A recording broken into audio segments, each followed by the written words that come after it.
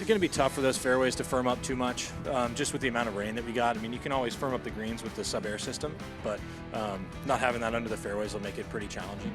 So Scottie Scheffler says the course probably won't play much different on Friday, Saturday, or Sunday than it did on Thursday, but what a leaderboard we had after the first round of the PGA Championship. You got to go 19 deep before you even get to the leader in odds, and Scottie Scheffler, Chris Brees, Will Gray, Casey Johnston, those are both at the clubhouse there at Quail Hollow. Guys, what was your first thought? The fact that Vegas has 4 to 5 birdies coming in late. He leads by 2, but so many players are in this thing. You got to love it, Will. Yeah, I have no idea where that round came from for Johnny Vegas. We can get into that if we want, but there were if you had 170 to 1 ticket on Johnny Vegas to make first round leader, go buy yourself a house or more lotto tickets. I don't know, because I could have spent 3 years trying to plan for that and I wouldn't have come up with Vegas's name, but here we are.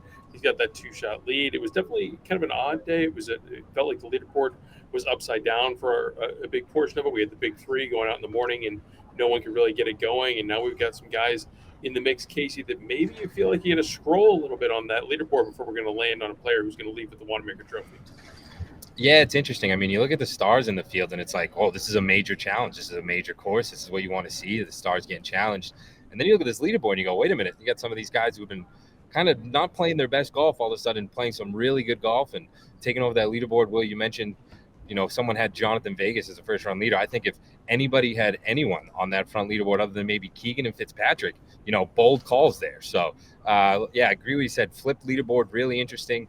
Going to be interesting to see how this plays out as we move forward. So we're here to talk about the bets we like, the bets we don't like. This is way different from the Masters, guys, when, what do we say, 11 players could win after round 1 technically, and it was true because it ended up being true. Rory won.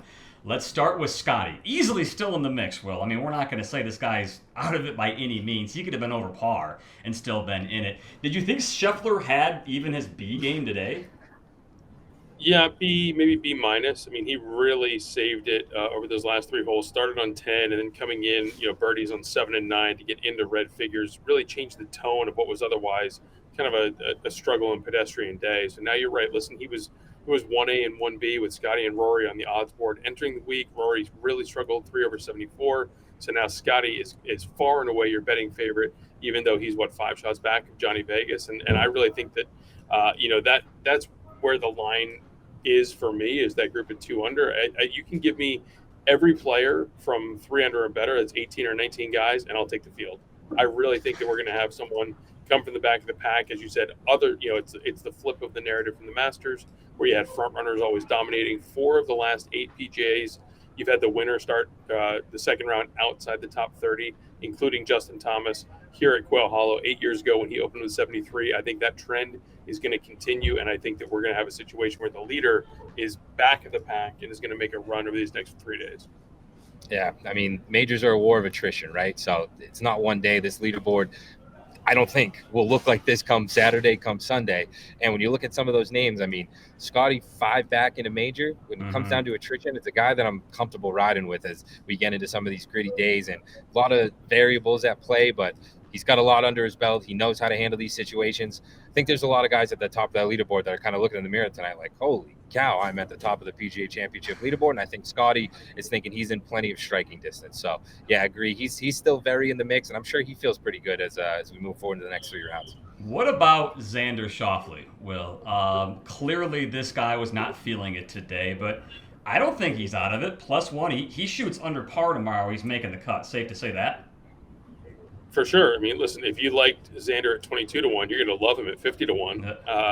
Listen, it was so much discussion came from Xander about the mud balls. It's a soft condition course, and Xander was the most outspoken opponent of the PGA of America's decision to play the ball down. He had that mud ball in 16 where he hit like a 40-yard snap hook from the middle of the fairway, ended up making double. And he said after the round, if I hit the green there and I 2-putt for par, I'm at 1 under or 2 under instead of at 1 over. And so that shows the difference that one shot can make, but it also shows that even in a round where he went 15 holes without making a single birdie, he is still very much in the mix. I think that he's looking at how the afternoon wave went and kind of feels like he's more in it than maybe he felt like he was when he was signing his scorecard midday Thursday. We heard a lot of talk, like you said, Will, about those mud balls and different pressers today, but I think Xander was the most irate, you could say, about the mud balls. Flat out called it stupid. So with that at play, I hope it doesn't mentally affect him too much. You hope he kind of doesn't come in looking for the next mud ball and tries to get his game back. But those quotes are definitely interesting. Scottie brought it up a bit too, but a little more casual and a little more you got to deal with the elements. Xander sounded pretty unhappy about it, so I'm hoping he can overcome that mentally, but agree. I mean, with this leaderboard, with the scoring, he's right in the mix. I do think it's going to be. Sorry, Chris. I was going to say that I do think that it's going to be motivation for him to try and back up those comments and to really play his way back into it. And you can't underestimate that top 20 streak. He's had 12 straight majors where he's been in the top 20, been in the mix. I really think that that's meaningful for him. He wants to defend this title, in a good manner. And I do expect to bounce back. Maybe look for a round 2 under prop, because I think that Chris, I'm not sweating a make or miss cut for Xander quite like I am for maybe Rory, and I do think that he's going to make his way up the board over these next couple of rounds. Yeah, it'll be fascinating to see if the cut is well over par. I mean, you have so many players who are under par, but it felt like the majority of the pack was struggling to stay around even. So we'll see what happens on Friday. If that cut line even one over, what would you guess right now, Will? Oh man, I need to look. I mean, we're looking at top 70 and ties out of 156. I mean, I would expect it to be over par. Yeah. Based on where things are. This is not an easy course by any means. I know Jonathan Vegas made it seem easy Thursday night and the twilight of it as he got his round in, but it's gonna firm up, and these greens are they're certainly not softening up over these next 3 days. It's gonna be firm on and around the greens. Here's what's cool. Go ahead. Sorry, go ahead. Katie. Sorry, Chris. I was just going to say on top of the firm greens, like we're already seeing some firm greens. There was a couple of approaches today. Keegan had an approach that on one hop, when it hit the green, it almost went as high as the flag. And those are only going to firm up more. Might be looking like asphalt out there, and that can really change up things as we get moving. Yeah, we can only hope, right? Especially the guys who are looking at just trying to make the cut. You've got major champions on this first page of the leaderboard. We have guys who have won very recently on this first page of the leaderboard. And then we've got a bunch of stars, guys. There's names on this list. You go down 2, 3, 4 pages of this leaderboard, and you have players who are still in it. Let's take this group of 3. And Tyrrell Hatton, who finished strong. And are you waiting for him to have a blow-up? History says it's going to happen. His odds plus 1,600. Victor Hovland, Will, I was very surprised, and I was very encouraged the fact that he handled adversity very well when he basically said in a press conference this week that there's weeks he doesn't want to play because he's hitting the ball so bad, and he indirectly kind of said it may have been this week. Look, Chris, don't come at me after throwing him under the bus in Roundtable on Tuesday and saying that you have no faith in him. I was a believer. I've got that ground floor ticket. I'm feeling really good about the Norwegian this week. He's doing just fine. T3 and T2 at the PGA each of the last couple of years. You can't believe what he says. Even when he wins, he says his game is playing like crap. So you're right. He was bouncing all over the place, but to get that in at a 269 was one of the better rounds of the afternoon wave. My relationship with Colin Morikawa from a handicap perspective remains very complicated, so I'm going to let that one go. But I do think that Hovland 25-1. Sign me up. Listen, I saw Chris doing the little neck slash with Colin.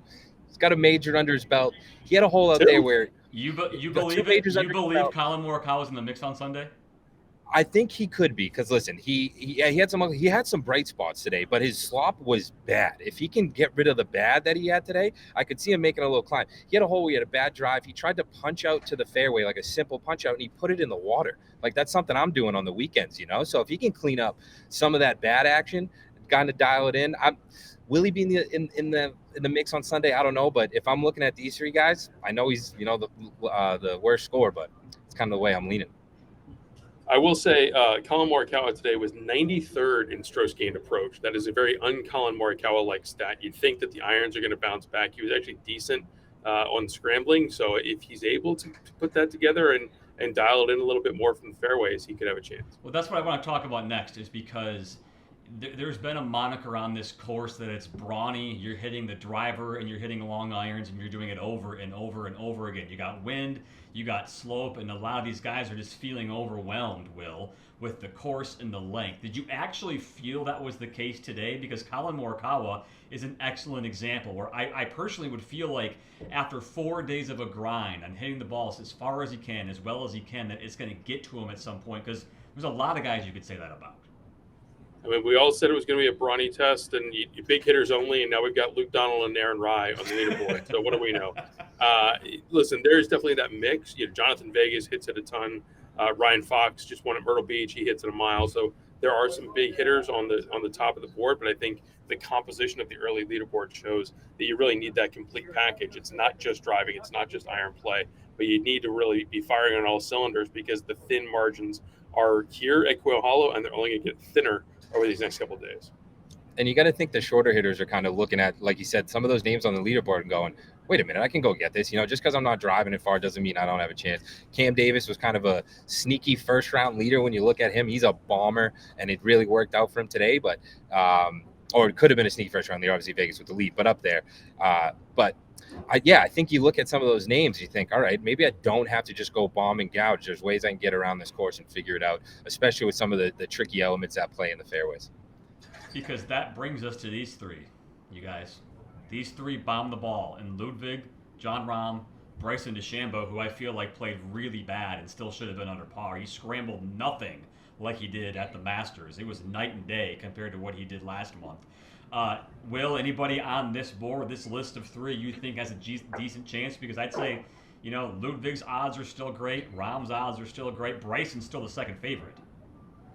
Yeah, Bryson is one that the odds makers are definitely, putting their thumb on the scale a little bit, having him open at even par, but he's still a clear second choice behind Scottie Scheffler on the odds board. It's probably in response to the avalanche of action that they got on Bryson pre-tournament. But I'm going to cede the stage to Casey on Ludwig because I still can't understand him. I was on him last week at Philly. It didn't work out. I'm not sure that he's put together a round today that is super inspiring, but the odds came down understandably because he's in red figures. But Casey, the irons still weren't there. It's not like he's rolling in a ton of putts. Yes, he has the advantage off the tee, but I don't feel like the other components of his game are really in lockstep heading into a week on a course that he's seeing for the first time here. Yeah, I mean, he was my pre-week pick, and that was kind of what I stated. I'm a little concerned about some of the shakiness we've seen, but let's see if he can clean it up this week. And he hasn't. It's been kind of a frustrating watch with him because we know what he's capable of. We've seen it. Even in this year, we've seen it. And it's just really out of his character to do that. With that being said, we ride. I'm sticking with Ludwig. I think he can still do this. I think he's very in the mix come Sunday. But let's see him clean some of that up. I mean, with the way he looks, he'd go out there and shoot 4 over par tomorrow. And I'm like, okay, I'll eat my words, but we ride. We ride. I can't talk because you guys both have your outright winners firmly in the mix. Do you remember who my outright was? I gotta keep scrolling. Justin Thomas, yeah. And I am still looking for his odds. He started not poorly. dead. He finished poorly. He's not completely out of it, but I'm not going to say he's going to win. I'm not going to say jump on that. Maybe for a top 10, top 20 if he plays well. One player I do really like, Will. Are people underestimating how sneaky good Robert McIntyre can be? And the reason why I say that, and the reason why I'm very bullish on him this week, is the fact that you look at his stats from today, he was 90th in putting. 90th. He was 4th tee to green. He was great everywhere but the greens. If he can figure out the putter, the guy's got the length. He's sneaky long. He's got the pedigree, a 2-time winner last year, and I think he's the prototype who is ready to break out for a major. It is intriguing to me when I think of Bobby Mack. He has punched above his weight in the majors. 3 top 10s, including a T8 last year at the PGA. He's also got a top 12 at the Masters. So he's flashed some form on the biggest stages. Certainly it was a career year last year, winning at the Scottish Open, winning the Canadian Open. It really leveled up his pedigree and his perception among his peers. I'm not there yet. Yes, he's in the mix. This is when you can talk me into it. Friday night going into Saturday, maybe if he puts up another 68 and we're talking about him being 8-1, but I just need to see a little bit more out of Bobby Mack. Fair to say. Yeah, no, I don't know if I'm quite there yet either. I did see, so I happened to catch him during his practice round on Tuesday. Majors are usually a thing of, let's go get a practice round with some guys I haven't seen in a bit, some hometown guys. He was out there solo, and he was grinding, multiple shots on each hole, trying different areas. So maybe he came in here with a different mentality and really wants to make a splash. Again, I'm with Will. I don't know if I'm quite there. Similar to what I said with Ludwig, I could see him coming out and shooting a high score tomorrow, and it wouldn't shock me. Not necessarily rooted for it or anything, but he's just a little volatile for me. Don't want to put too much cash on him or anything right now. But Chris, maybe this is how you save yourself from the JT pick as we get a Bobby Mack ride in it. There you go. JT's 2 over. He's plus 8,000 to win, by the way. I just looked it up. Before we go, I gave my sneaky good pick. On this first board, Bobby Mack was -3. On this first board, -3 or better, Will, you start. Who can win this thing on this list? None of them. The winner is not on this leaderboard. It's not. Keep going. Pass. Go fish. Maybe Keegan. It would be a great story as the Ryder Cup captain to win the PGA that a tournament he won 14 years ago. But man, I really think that we're talking about the winner of this golf tournament is going to bed tonight at 2 under or worse. I feel similarly, but guy I've liked all year, liked him at the Masters, took him as a top 10 at the Masters. He played well on Thursday as well. Aaron Rai. This guy's playing some good golf this year, good ball striking, not the longest, so that could come to hurt him for sure.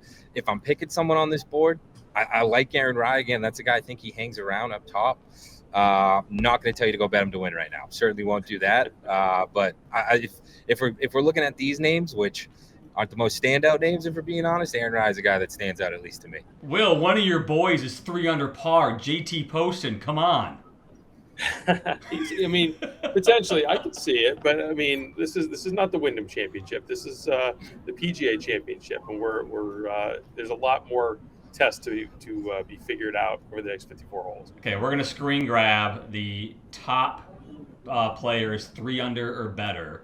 After tomorrow, we're gonna revisit this, Will, tomorrow night, and see if our winner is still among the current guys who are 3 under. Fair?